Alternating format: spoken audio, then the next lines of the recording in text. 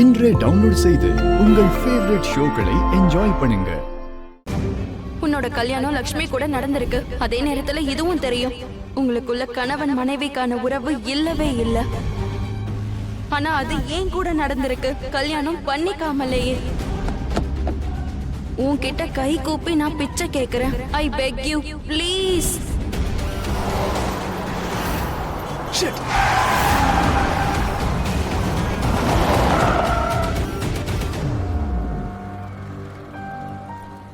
ஏன் இப்படிலாம் நடக்குது?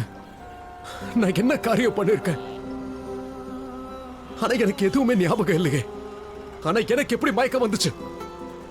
இது எப்படி நடந்திருக்கும்? அம்மனோட அருளால நீ தப்பிச்சிட்ட. பெரிய ஆபத்துல நீ மாட்டியிருப்ப.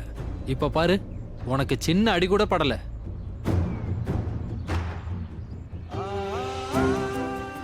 உங்களுக்கு கல்யாணம் ஆகியிருந்தா இது மனைவியோட தாலி பாக்கியமா தான் இருக்கும். அதுதான் காப்பாத்தி இருக்கு.